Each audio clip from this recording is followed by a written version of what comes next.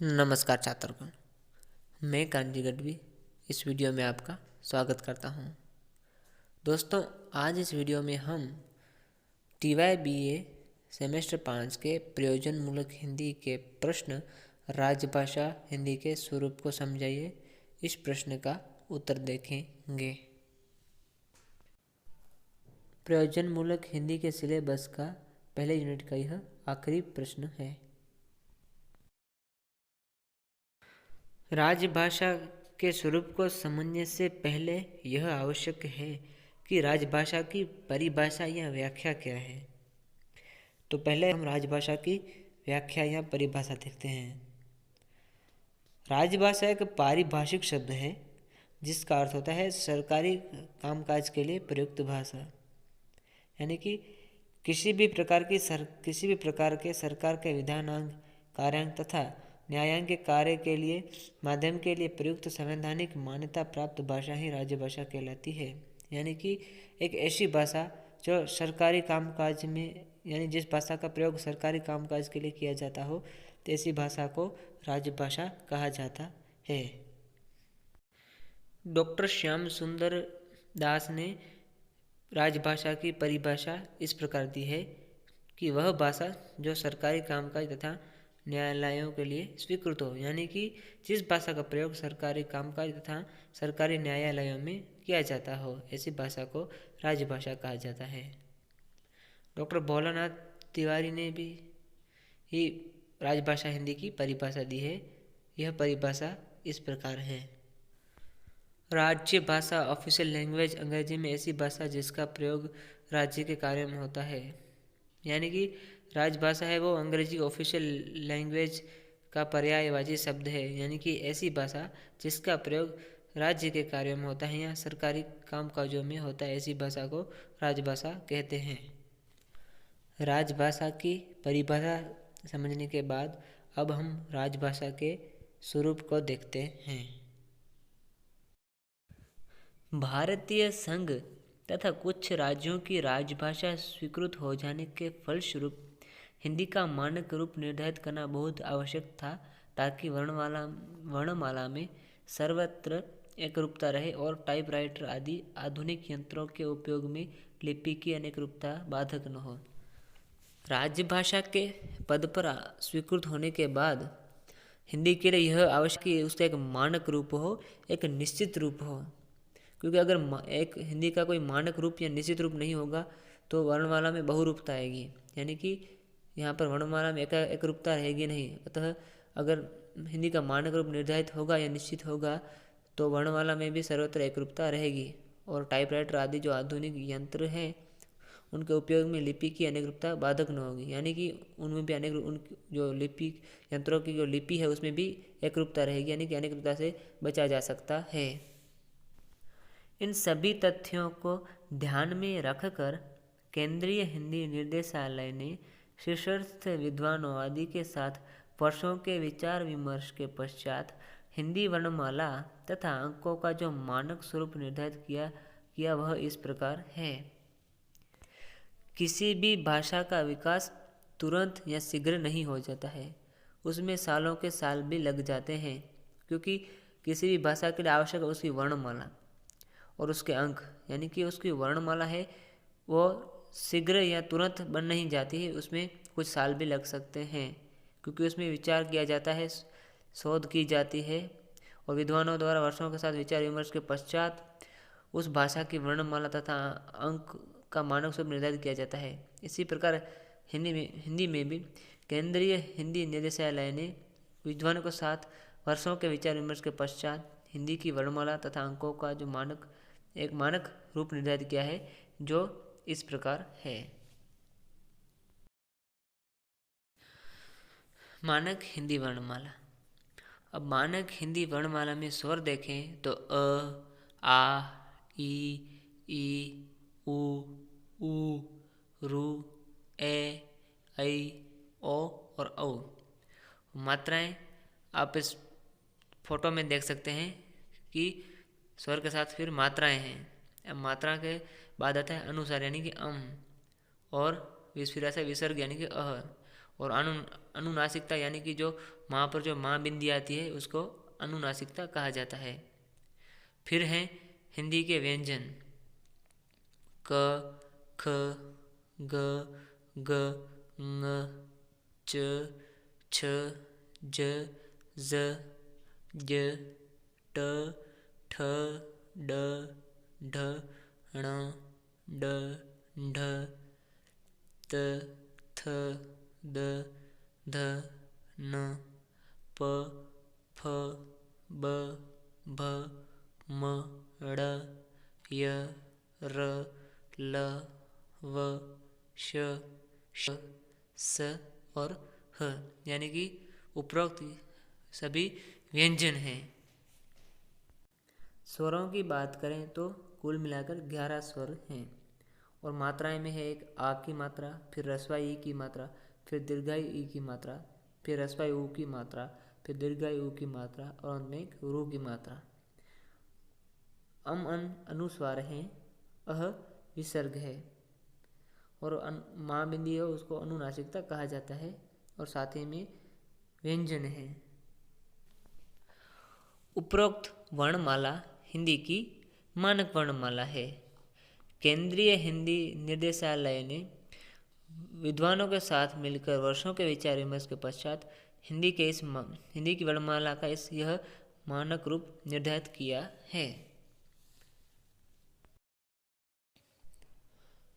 संयुक्त व्यंजनों में है क्ष, त्र, ग्न और स्र यानी कि क्ष, त्र, ग्न और स्र है वो मानक हिंदी वर्णमाला के संयुक्त स्वर है। यानी कि संयुक्त स्वर का मतलब होता है दो व्यंजनों को मिलाकर बना हुआ व्यंजन।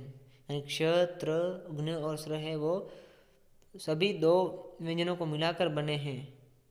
यानी कि क्ष है वो क और श से बना हुआ है, त्र है वो त और र से बना हुआ है, ग्न है वो घ और य से बना हुआ है और स्र है वो स और र से बना हुआ है। यानी कि क्ष, त्र, ग्न और स्र है वो संयुक्त व्यंजन है, यानी कि दो व्यंजनों के मिलने से बने हैं। फिर हल चिन्ह है। हल चिन्ह यानी कि जो व्यंजन होते हैं, जो मिश्र व्यंजन होते हैं, उनको कभी कभार अलग लिखा जाता है। जैसे कि कोई एक शब्द है टेक्नोलॉजी, यहाँ पर टेक्नोलॉजी में क के नीचे हल चिन्ह है, यानी कि क हो नो के साथ मिला हुआ है लेकिन फिर भी यहाँ पर क को अलग लिखा जाता है, अतः वो आधा अक्षर है इसलिए नीचे हल चिन्ह आता है। अतः हल चिन्ह यानी कि आधे अक्षर के नीचे जो चिन्ह लगाया जाता है। उसके बाद है गृहीत स्वर यानी कि आ, फिर ख, ज और फ। गृहीत स्वर यानी कि अन्य भाषा से आए हुए स्वर, यानी कि यहाँ पर आ, ख, ज और फ है वो उर्दू या फारसी के स्वर हैं। उसके बाद है देवनागरी अंक 1, 2, 3, 4, 5, 6, 7, 8, 9 और 0, यानी कि यह अंकों का देवनागरी स्वरूप है। और फिर भारतीय अंकों का अंतर्राष्ट्रीय स्वरूप होगा 1, 2, 3, 4, 5, 6, 7, 8, 9 और 0, यानी कि यह भारतीय अंकों का अंतर्राष्ट्रीय रूप है, यानी कि जो अंतर्राष्ट्रीय भाषा में से लिए गए हैं अंक। संस्कृत के लिए प्रयुक्त देवनागरी वर्णमाला में तो रू, लृ तथा लट भी सम्मिलित है, किंतु हिंदी में इन वर्णों का प्रयोग न होने के कारण उन्हें हिंदी की मानक वर्णमाला में स्थान नहीं दिया गया है। यानी कि जो देवनागरी वर्णमाला जो संस्कृत के लिए प्रयुक्त होती है उसमें रू, लृ तथा लट का भी प्रयोग होता है, यानी कि रू, लृ तथा लट का भी समावेश होता है, किंतु हिंदी में इन वर्णों का ज़्यादा प्रयोग न होने के कारण इन्हें हिंदी की मानक वर्णमाला में स्थान नहीं मिला है। संविधान के अनुच्छेद 343(1) के अनुसार संघ के राजकीय प्रयोजनों के लिए प्रयुक्त होने वाले अंकों का रूप भारतीय अंकों का अंतर्राष्ट्रीय रूप होगा, परंतु राष्ट्रपति संघ के किसी भी राजकीय प्रयोजन के लिए भारतीय अंकों के अंतर्राष्ट्रीय रूप के साथ साथ देवनागरी रूप का भी प्रयोग भी प्राधिकृत कर सकते हैं।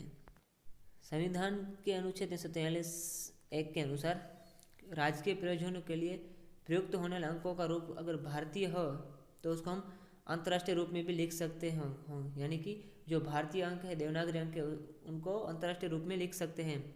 परंतु राष्ट्रपति संघ के किसी भी राज्य के प्रयोजन के लिए भारतीय अंकों के अंतर्राष्ट्रीय रूप के साथ साथ उनका देवनागरी रूप भी प्रयोग कर सकते हैं, यानी कि भारतीय अंकों के अंतर्राष्ट्रीय रूप के साथ साथ देवनागरी लिपि के अंक भी लिख सकते हैं।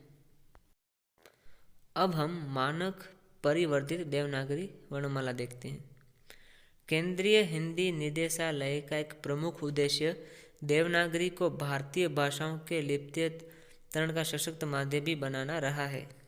इसलिए यह आवश्यक था कि देवनागरी मान्य भाषाओं की ध्वनियों के सूचक प्रतीक विकसित किए जाएं, यानी कि देवनागरी लिपि में अन्य भाषाओं के जो ध्वनियाँ हैं उनके सूचक प्रतीक भी विकसित किए जाएं।